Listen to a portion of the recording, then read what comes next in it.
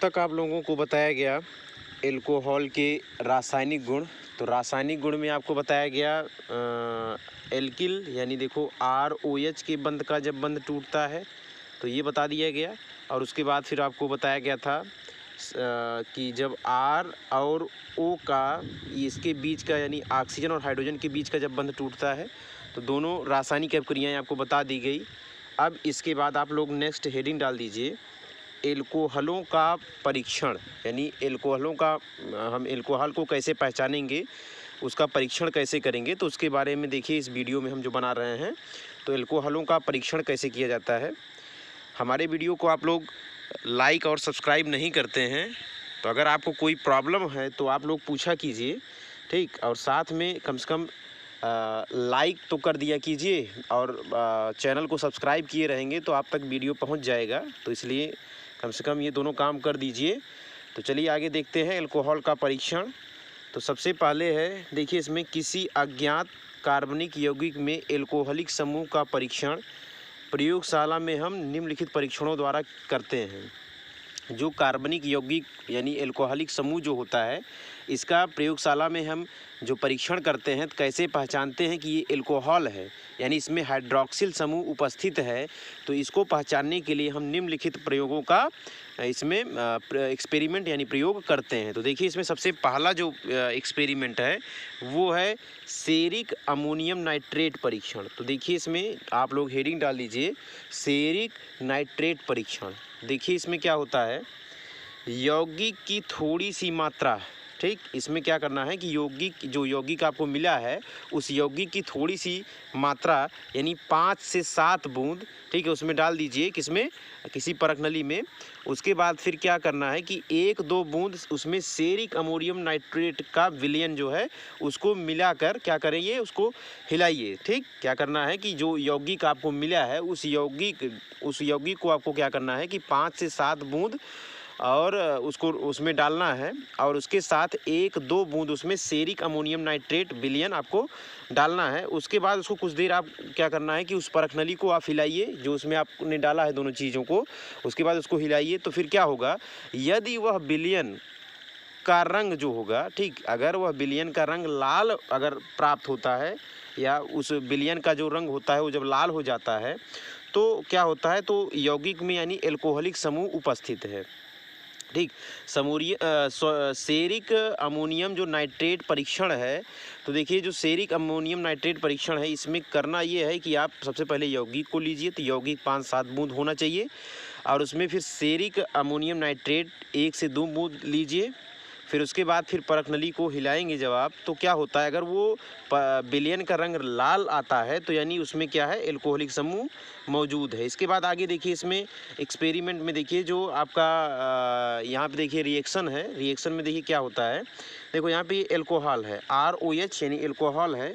इसमें देखिए ceric ammonium nitrate है यानी NH4 का ट्वाइस CeNO3 का ये क्या है, हेक्साइनी 6 टाइम्स है, ठीक। तो क्या होता है इसका जब हम एक्सपेरिमेंट करते हैं तो देखिए यहाँ पे क्या होता है, देखो ये जो सेरिक नाइट्रेट है यानी CeNO3, ठीक। तो देखिए इसमें क्या होता है, यहाँ पे ध्यान दीजिए, सबसे पहले आप यहाँ पे ध्यान दीजिए होता क्या है कि जो ROH है ये ROH क्या करता है, देखिए यहाँ पे ROH ये देखिए इस प्रकार से, और जो यहाँ पे सेरिक अमोनियम नाइट्रेट है यानी CeNO3, तो Ce जो है ये NO3 तो यहाँ पे कितने टाइम्स था, देखिए यहाँ पे 6 टाइम था।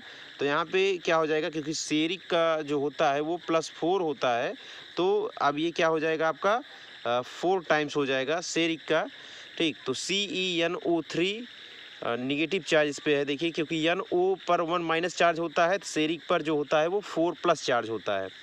तो क्या हो जाएगा CeNO3 थ्राइस और इसका क्या हो जाएगा 4 टाइम्स। फिर उसके बाद क्या प्राप्त होता है ROH ये देखिए क्या हो जाएगा 2 टाइम्स, क्योंकि यहाँ पे देखो आगे 2 टाइम्स आपने पहले से ही लगाया है, ठीक। तो ये प्राप्त हो जाएगा। फिर उसके बाद फिर क्या होता है, तो ये देखिए पूरा आप इसको क्या करना है कि आपको एक कोष्ठक में रख देना है सेरिक नाइट्रेट को और एल्कोहल को। फिर उसके बाद फिर क्या होगा, देखो यहाँ पे जो क्योंकि आपका ये बचा है अमोनियम जो है, अमोनियम बचा है तो क्या हो जाएगा NH4 और उसके अलावा जो नाइट्रेट भी बचा है तो NO3 और ये क्या हो जाएगा, ये 2 टाइम्स हो जाएगा, क्या हो जाएगा 2 टाइम्स हो जाएगा। तो यानी क्या हुआ कि जो सेरिक नाइट्रेट जो एल्कोहल प्राप्त हुआ, इसका जो रंग होगा वो लाल कलर होगा। कलर आपको क्या प्राप्त होगा, लाल कलर प्राप्त होगा। फिर उसके बाद सेकंड देखिए, सेकंड आप हेडिंग डाल दीजिए सोडियम धातु परीक्षण। इसके बाद जब हम सोडियम धातु का परीक्षण करते, सोडियम धातु से परीक्षण करते हैं तो इससे पता चल जाता है कि इसमें हाइड्रोक्सिल समूह यानी OH समूह उपस्थित है कि नहीं। तो देखिए रिएक्शन कैसे क्या होगा इसमें कि एक शुष्क परखनली में, ठीक, यानी एक साफ सूखी परखनली होनी चाहिए। शुष्क, तो शुष्क का मतलब होता है कि साफ, शुष्क का मतलब होता है कि उसमें साफ होना चाहिए, कि उसमें वाटर वगैरह पानी ना हो, ठीक। तो शुष्क का मतलब होता है सूखा। तो सूखा परखनली लीजिए, उसमें यौगिक की थोड़ी मात्रा लगभग उसमें 1 मिली, ठीक है, यौगिक की थोड़ी मात्रा डालिए तो 1 मिली।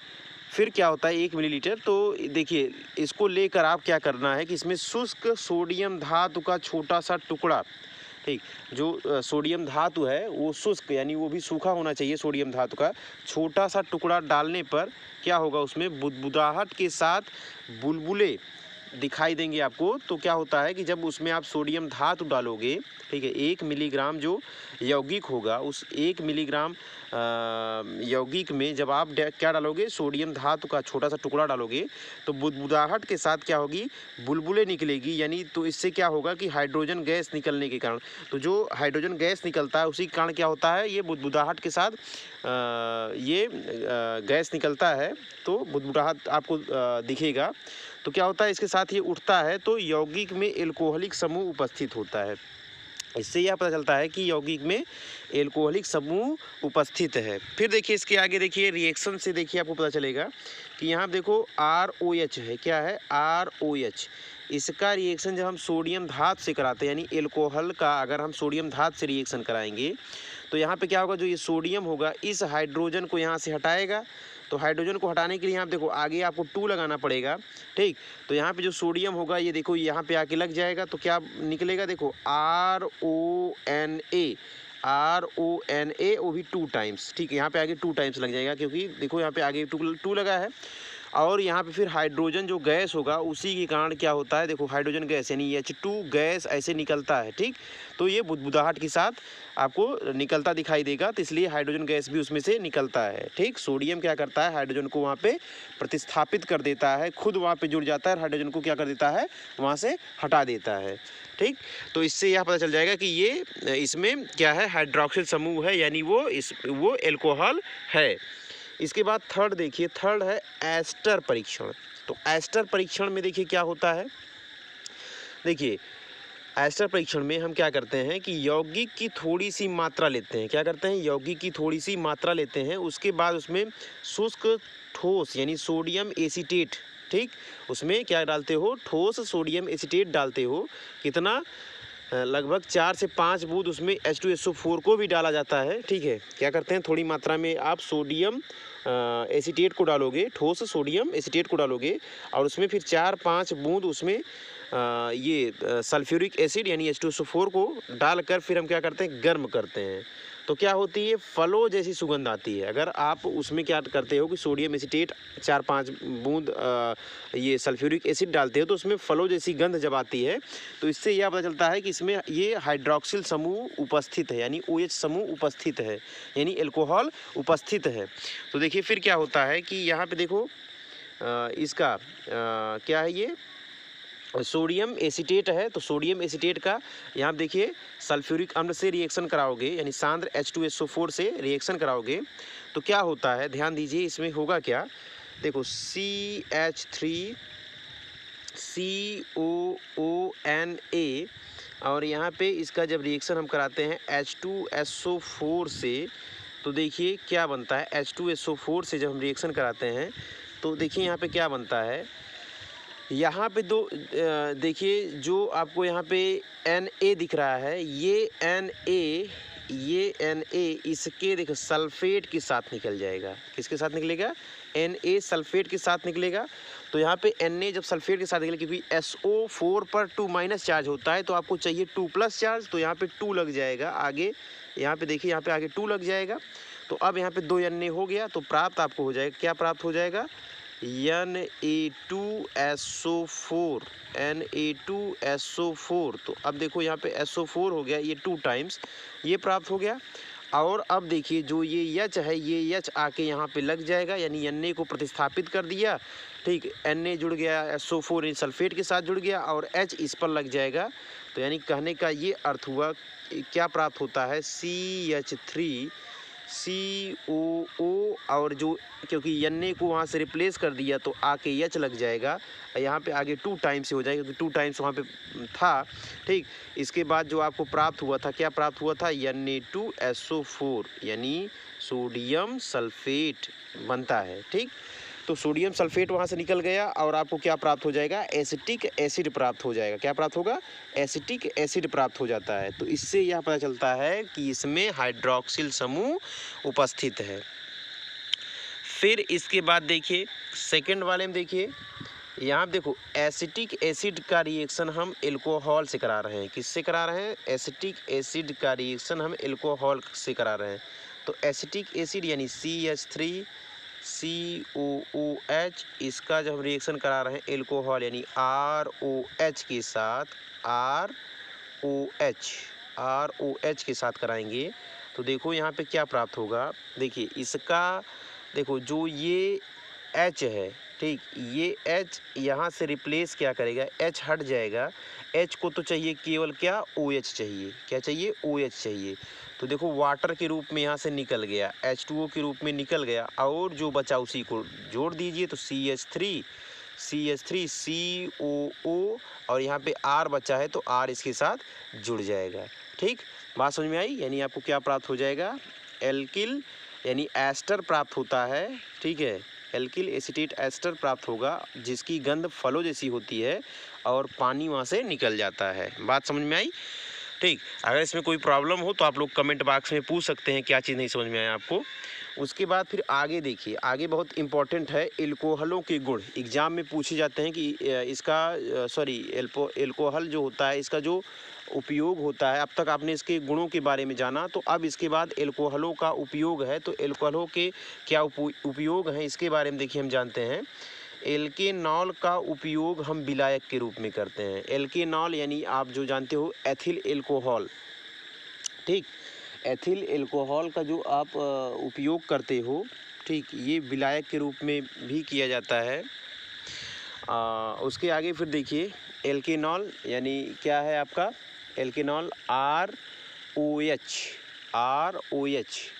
ठीक, फिर देखिए यहाँ पे क्या होता है कि मेथेनॉल का उपयोग, जो मेथेनॉल होता है इसका उपयोग वसा, तेल, गोंद आदि के लिए विलायक के रूप में किया जाता है। जो मेथेनॉल होता है इसका उपयोग वसा, तेल, गोंद आदि के विलायक के रूप में किया जाता है। फिर आगे क्या है कि अनेक जो महत्वपूर्ण कार्बनिक यौगिक हैं, जैसे फॉर्मेलिन, मेथिल सैलिसिलेट आदि, इसके निर्माण में भी मेथेनॉल का उपयोग किया जाता है। इसके लिए भी इसका उपयोग किया जाता है। फिर आगे देखिए एथेनॉल का उपयोग जो किया जाता है पेंट की करने में, वार्निश आदि के निर्माण में भी एथेनॉल का उपयोग किया जाता है। फिर आगे देखिए क्या है, प्रयोगशाला में अभिकर्मक के रूप में भी किया जाता है। प्रयोगशाला में अभिकर्मक के रूप में भी इसका यूज किया जाता है। क्लोरोफॉर्म या आइडोफार्म आदि के निर्माण में भी इसका यूज किया जाता है। ठीक, ईथर के रूप में भी इसका यूज किया जाता है। यहाँ पे जो देखिए जो ईंधन होता है, तो ईंधन में भी इसका यूज किया जाता है। ठीक, किसका? एल्कोहल का यूज ईंधन के रूप में भी किया जाता है, और आने वाले समय में इसका यूज किया जाएगा। ठीक है, अधिक से अधिक किया जाएगा ईंधन के रूप में। फिर क्या होता है, जीवाणुनाशक के रूप में भी इसका यूज किया जाता है। प्रतिरोधी, ठीक है, यानी दवाओं में भी इसका यूज किया जाता है। और उच्चतर एल्कोहल जो होते हैं जैसे लॉरिल एल्कोहल, ये अपमार्जक के निर्माण में भी प्रयुक्त किए जाते हैं। तो इनके बहुत से उपयोग हैं, एल्कोहल जो है इसके बहुत से उपयोग हैं। ठीक, वीडियो आपको पसंद आई हो तो वीडियो को लाइक ज़रूर करें और चैनल को सब्सक्राइब करें। चैनल को सब्सक्राइब किए रहेंगे तो आप लोगों तक नोटिफिकेशन हमारा पहुंच जाएगा, जिससे आप आसानी से वीडियो को देख पाएंगे। तो इसलिए चैनल को सब्सक्राइब अवश्य करें और वीडियो को हमेशा पूरा देखा करें। पूरा देखेंगे तभी आपके समझ में आएगा। धन्यवाद।